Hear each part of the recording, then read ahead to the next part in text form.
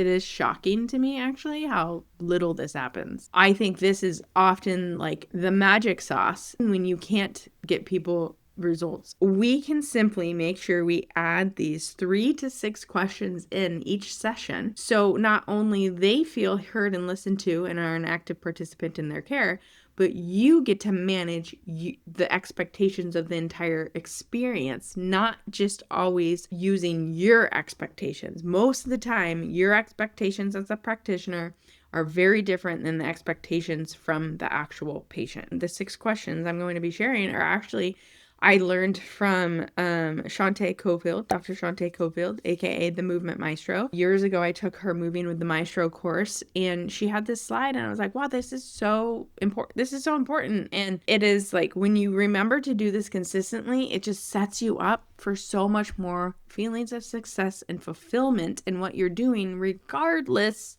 sometimes of if you're meeting the expectation of getting rid of their pain, completely like changing their life in 1 to 3 sessions. So she says the 6 questions you need to be asking. Number 1, what do you think caused your injury or your symptoms? So often the patients tell us exactly what happened. And you might not catch this with their normal history, because this will come out and be like, sometimes it feels like this only happens like at this time of the month, or it's like, oh, you know what, this started happening like 8 weeks ago, and that was right after like I changed this medicine. And I was like, oh, interesting. And like that starts to give you more information in their history that might be helpful in their care. The second one, what do you think is going on? So like instead of telling them a story about their body, like just ask them, do you have any idea what's going on? Oftentimes they do. The third one, what do you feel like needs to be done to improve your symptoms? Number 4, a big one. What can I do for you?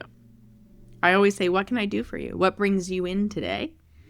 And number 5, also very important, what would make this session a success? This is their expectation. You're basically asking, what is your expectation of this session? And then another one is, what is the number one thing that your pain is stopping you from doing? This is really good because, not to tie this back into a business lesson, but this is going to be a business lesson in terms of this thing, the number one thing that your pain is stopping you from doing. This is messaging gold. Messaging gold. This is when you're marketing to get other people. If you can nail this, you will have not a problem getting people in the door. And so that's an important thing to do too, because they're not being like, oh, just my knee hurts. They're like, oh no, the number one thing my pain's stopping me from doing, like I would like to be able to like bend down to get on the floor and get up from the floor again to play with my kids. Like that's the messaging. The 3 questions I think are the most important. Identifying the expectations for this session is, what would make today a success? How can I help you? And just what is your expectation for not only today, but the experience or the journey of coming to see me and working with me for this issue? Most of the time, what people are looking for is to know someone is there to help them, that someone is smart, that someone values their opinion, values their story, right? That person is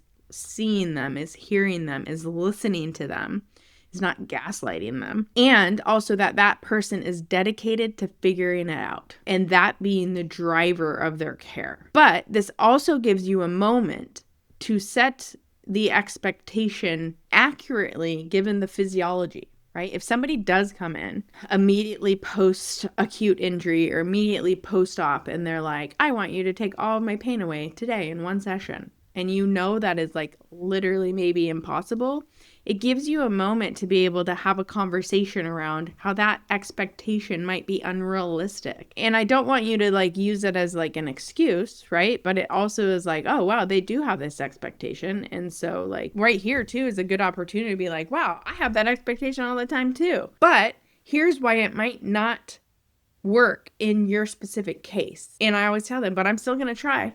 I'm still going to try. If I can get rid of your pain in 1 session, I'm like, that is what I'm always trying for. But also, we have to take it with some context. But I will tell you what, most of the people do not have that expectation. Most of the people are like, man, I've had knee pain for 20 years and I've seen a bunch of different people, and I'm just here for, I'm hoping like maybe you have a different perspective, and I'm hoping like maybe we can like shift my pain in a direction that feels like we're on the right track.